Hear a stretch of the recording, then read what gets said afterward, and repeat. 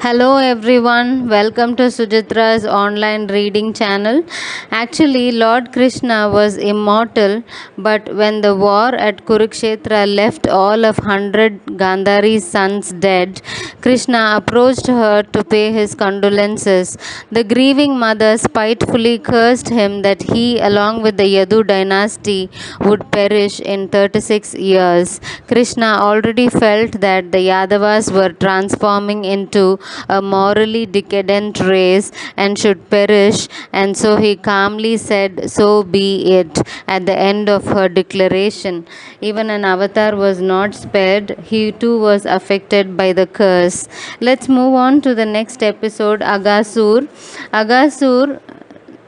Now the Gopas would roam freely in the pastures.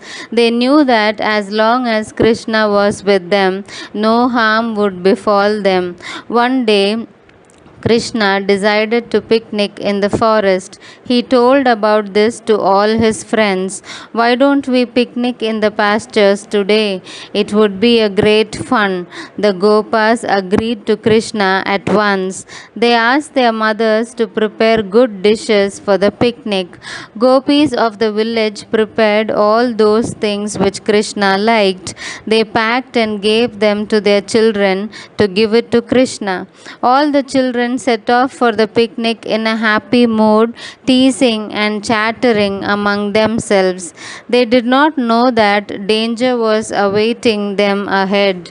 Actually, after the death of Vyomasur, Kamsa had incited Agasur to avenge the death of his brother Vyomasur. Agasur reached Vrindavan and transformed himself into a huge python and lay in the path of the cowboys. He opened his jaws so wide that the upper jaw touched the clouds. His body was 3 miles long. He laid waiting on the path as he knew the program of the Gopas.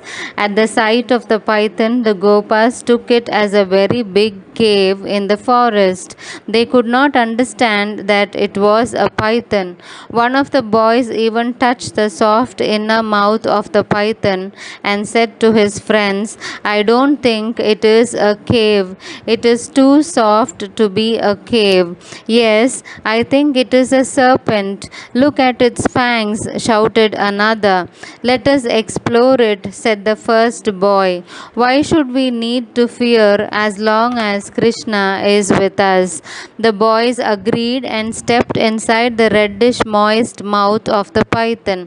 Krishna, who was coming along at the rear, at once realized the danger. He shouted to his friends, but it was already too late. Most of them had got inside the mouth of the demon.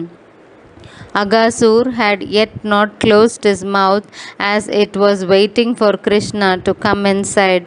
"The moment he will step inside my mouth, I will crush him and all the Gopas to pieces," thought the demon. Krishna entered the mouth of the python, but before he could close his mouth, he tactfully slipped into his throat and began to expand his body. Consequently, the entire throat of the python formed demon was blocked. The demon felt choked and gasped for breath. Krishna asked his mates to slip out of the mouth of the python. As soon as the last one had passed out, Krishna increased his stature a little bit more. The python gasped its last breath and died. Krishna quickly took his friends to a safe place, or else they would have died on breathing the poisonous fumes that was released from the demon's mouth. The gods in the heaven rejoiced over yet another victory of Lord Krishna. They showered flowers from the heaven. The Gopas thanked Krishna for saving their lives once again. On the other side, Kamsa was moving furiously back and forth in his chamber, thinking how Krishna could be killed. Thus, Agasur was killed and Kamsa's plan failed. Let's come up with the next episode for tomorrow. See you all. Until then, bye bye.